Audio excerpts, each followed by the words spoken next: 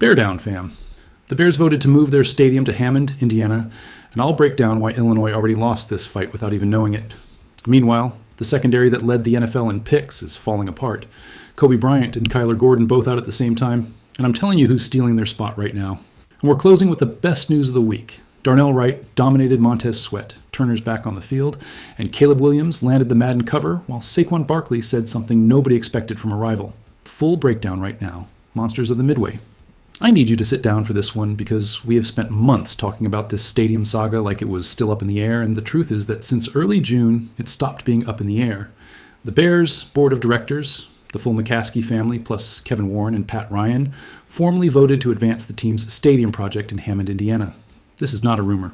This is not a leaked report. This is an official statement from the team itself. How did we get here? Illinois had years, literally years, to solve this. The Bears bought the Arlington Heights land back in 2021 and spent all this time asking for something fairly reasonable, property tax certainty so they could go finance construction with private banks. They were not asking the state to hand them a stadium for free. They were asking to know how much they would owe in taxes over the next 40 years so they could walk into a bank and get the loan.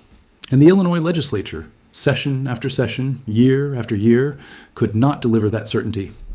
The spring legislative session ended again without passing anything, and at that point, basically, the Bears ran out of patience. Indiana, meanwhile, did the exact opposite. Back in February, Governor Mike Braun signed the law creating the Northwest Indiana Stadium Authority, a body with the power to issue bonds, acquire land, and finance construction.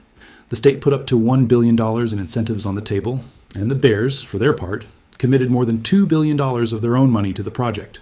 Under this structure, the franchise would not pay property taxes on the stadium for the life of the agreement, but after 40 years, they would have the option to buy the facility and keep it outright. To put that in perspective, that is basically the same amount of money they would have spent in Arlington Heights, except in Indiana they actually get the tax certainty they had been asking for since day one. Now, is this locked in 100%? Not quite yet, and I want to be straight with you here instead of selling you an exaggerated headline. The team's own statement says they are advancing the project with the exact site still to be selected. That means there is still fieldwork happening inside Hammond itself. Crews have reportedly been drilling and doing soil testing near the Wolf Lake Terminals area, close to Interstate 90, which is a different tract than the one originally treated as the frontrunner. Hammond Mayor Tom McDermott said the team is weighing several sites within the city and expects a final site announcement within weeks. Governor Braun, for his part, has used some pretty direct football language to describe where things stand, saying this is in the red zone, close to the goal line, but that until paperwork is actually signed, nobody can call it a done deal. And here's where I put my opinion out there with zero filter, because I think it matters to say it this plainly. Illinois did not lose this because of a lack of money. Illinois lost this because of a lack of organized political will. When you read through the statements from this spring, you find Chicago Mayor Brandon Johnson and Governor Pritzker throwing the blame back and forth in public, while Indiana was holding meetings twice a week between the governor and the McCaskey family since before Christmas. That contrast is not a coincidence, it is a pattern. Illinois treated this process like a political problem that could be pushed off indefinitely, and Indiana treated it like a business opportunity that needed to close fast before somebody else grabbed it. Is Illinois technically still alive in this? Yes, and I will give you that with the same honesty. A source told ESPN that Illinois could still get back in the race if it manages to offer that tax certainty in Arlington Heights. Team President Kevin Warren reportedly made a call to a key Illinois Senate negotiator signaling the door is not fully shut. But let's be real for a second. The Bears have a lease at Soldier Field. Running through 2033, there is no legal urgency forcing them to move tomorrow, and they still went and formally voted to advance in Indiana. That is not the sign of a team playing both sides for fun. That is the sign of a team that already made its real decision. And the Illinois door stays cracked open more out of political courtesy than actual intent to turn back. I hope I am wrong here, honestly, because real estate deals always come with surprises. And there is still the final site selection impact studies, and according to the Chicago Sun-Times, months of work ahead. But if you ask me today where the Bears are going to be playing in 2029, my answer is Hammond, Indiana, and my voice does not shake saying it. And let me be honest with you about something, because that is what this channel is for. I watched this team lose in the playoffs to the Rams on January 18th of this same year, right outside Soldier Field, with that cold cutting into everybody's bones. And all the pain from that loss still felt like something that belonged to Chicago. What I cannot fully process yet is that the next time this team loses a playoff game that hurts that much, it will probably happen in a different state. That is not cheap nostalgia. That is a real change in what it means to be a fan of this team, and I honestly do not know yet how I'm going to feel about it when it happens. For the fans, I want to be clear about something before we move on. Hammond is less than 30 minutes from downtown Chicago under normal traffic. This is not Los Angeles. This is not Las Vegas. Lake Michigan is still right there. The history of Hollis, of Butkus, of Peyton does not get erased by crossing a state line. But it does hurt, and it is going to hurt more once the exact site gets announced, because at that point, it stops being an abstract headline and turns into a reality with an actual opening date. Okay, total change of subject, but stick with me, because this connects directly to whether this defense can repeat what it did last year. Remember the number. The Bears led the entire NFL with 23 interceptions in 2025, finished 11-6, and claimed their first NFC North title since 2018. That result was built, in large part, on a secondary that played with hunger and chemistry. Well, that same secondary is having its most chaotic week of training camp. Let's start with the biggest name, Kobe Bryant. This is a player Ryan Poles signed for $40 million over 3 years after he helped Seattle win its second Super Bowl. This is not a random depth piece. This was viewed as a starting free safety from day one. Bryant left Monday's practice with what looks like a left leg injury. And as of Thursday, Ben Johnson was still saying they are in information collection phase, unable to confirm either the diagnosis or the timeline. However you translate that, it is never a great sign once several days pass without clarity. And he is not alone. Kyler Gordon, the starting nickel corner, remains on the physically unable to perform list with a calf issue, also without a return date. And Thursday added Jalon Jones to the mix, who was not on the field for the final 2 periods of practice, according to a report from Adam Johns of CHGO. We do not know yet how serious that is, but that makes it the third significant secondary body to leave the field in the same week. Here is the pattern that worries me, and I will say it directly. Kevin Byard and Jaquan Brisker left in free agency this offseason. That already left the safety depth thinner than ideal before camp even started. And now, with Bryant and Gordon both out at the same time, Ryan Poles is running out of margin for error in exactly the position where he can least afford it. Because this defense lives off takeaways, and takeaways depend directly on the health of this group. And I am going to be a little tougher on Poles here than I usually am. When you let 2 experienced safeties walk in the same offseason, and your backup plan depends on a 29-year-old free agent shifting positions on the fly, plus a rookie drafted in April winning the job in August, that is not managing risk, that is gambling. Sometimes that bet pays off, and we already saw with Muhammad this week that it can. But a general manager who prides himself on building with discipline should not be leaving the health of his secondary as the only variable between repeating a division title and wasting it. But, and I want to show you the other side of this because it would be dishonest not to, this kind of chaos also opens doors. Cam Lewis, signed as a free agent at 29 years old on a 2-year deal, shifted from nickel to safety to cover the hole left by Bryant. And he said himself that he can play nickel, safety, dime, and even special teams if the team needs him there. That kind of versatility is gold in a camp with this level of injuries. And with Bryant out, Lewis is spending more time working alongside rookie Dylan Thieneman, building the communication they will need if they end up sharing the field in week 1.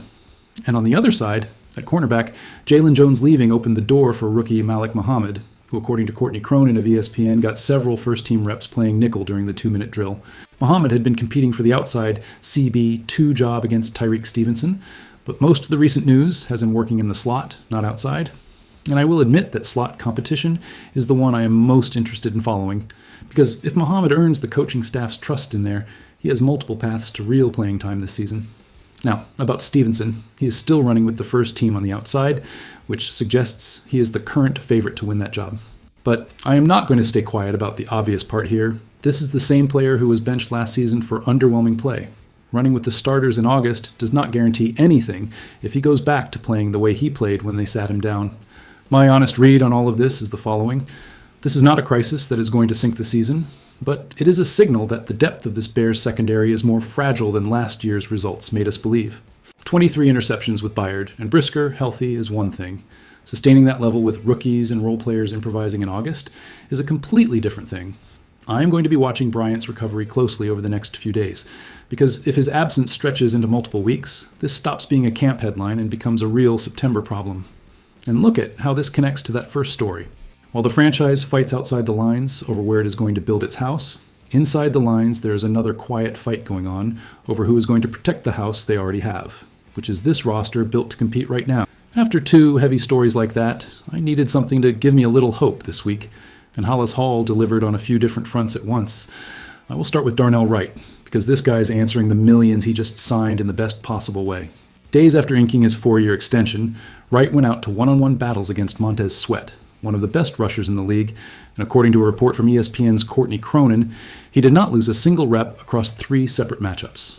That is exactly what you want to see from a tackle who just got paid, going out and proving the money was well spent instead of coasting on it.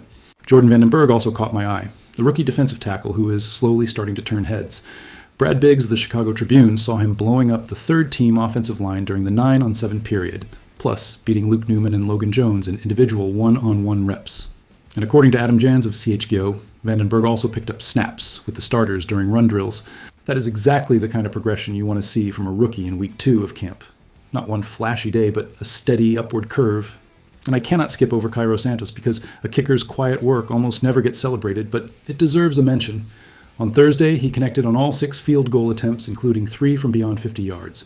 He has been nearly flawless the entire camp, with only 2 misses total since it started, and he is doing it while the team is testing out several different long snappers. That, to me, is one of the most underrated stories of the week, honestly.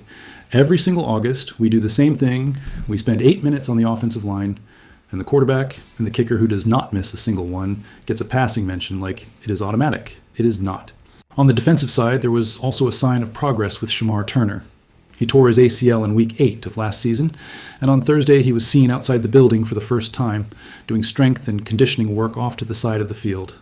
There is still no clear return date, and to be fair, Ben Johnson himself had given a fairly murky update back in minicamp, saying this summer would be big for figuring out where Turner stood. Before the injury, his numbers were rough, 0 sacks and 0 pressures across 74 snaps, with low PFF grades sitting around 34 overall, a third-party grading methodology worth flagging as such.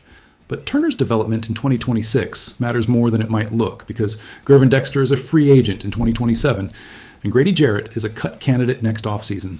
If Turner does not take a step forward, Chicago's defensive line runs short on young pieces at exactly the moment it needs them most. On the offensive line, the left tackle competition remains open, though Braxton Jones has the edge for now. Offensive coordinator Press Taylor pointed out that Jones has worked 4 straight days with the first-team offense and praised his communication with the left guards and tight ends. But this is far from settled. Kieran Amagaji keeps picking up starting reps, and Jedrick Wills Jr., the free agent addition who started at left tackle in Cleveland until a knee injury wrecked his 2023 season and cost him most of his recent career, is also in the mix. Jones actually left Thursday's practice after someone on 1 reps against Austin Booker, though reports indicate he avoided a serious injury. Honestly, I think this competition is going to be decided more by who stays healthy through the whole camp than by who wins the most reps in August. And to close out with the part that actually made me smile this week, Saquon Barkley, star running back for the Eagles and a direct NFC rival, talked about Caleb Williams with an admiration you do not see that often between conference opponents. He told Kay Adams that things can get scary once Caleb reaches his real ceiling, and that he hopes that does not happen too soon since they share a conference. Barkley also used the moment to personally congratulate Williams for landing the cover of Madden NFL 27, featuring that iconic jumping throw he completed on 4th down and 8 down 21-6 in the 4th quarter against the Packers in the playoffs. That throw ended in a touchdown for Rome Odunze and became the defining moment of the Bears' playoff win, their first in over a decade. And putting the whole season in context, Caleb closed out 2025 with 3,942 passing yards and 27 touchdowns, a single-season franchise passing record. Having a direct rival, someone who's going to have to game plan against him in Week 3 this season, talk about Caleb like that tells me the respect for this quarterback has already spread well beyond Chicago. And there you have it. A week with a little bit of everything, a stadium that is probably not Chicago's anymore, a secondary wobbling right when we need it solid, and a quarterback who already has rivals talking about him with genuine respect. I'm not going to close this out with some neat little bow that ties everything together, because the reality of this team right now is exactly that contradictory. There is pain and there is hope running side by side, and neither one cancels out the other. And if you want the full thesis of everything we talked about today boiled down into one sentence, here it is. The Bears are winning the game played between the white lines, with Caleb, with Wright, with Vandenberg, with an offense that is scary in its ceiling, and they are losing the game played outside those lines, in Springfield and Indianapolis, and in the training room trying to keep a division-winning secondary healthy. Neither one cancels the other out. Both are true at the same time, and that is exactly why this team is so hard to sum up in one headline. This franchise has more than 100 years of history, the legacy of Hollis, of Peyton, of Butkus, and that legacy does not get decided by a zip code. But the stadium hurts, the secondary is a real concern, and Ben Johnson's offense keeps giving us genuine reasons to believe. Bear down, always. If this video gave you something, drop the like, subscribe, and tell me down in the comments. Have you already made peace with a stadium in Hammond, or are you still holding out hope that Illinois turns this around in time? I am reading every single one of you. See you in the next one.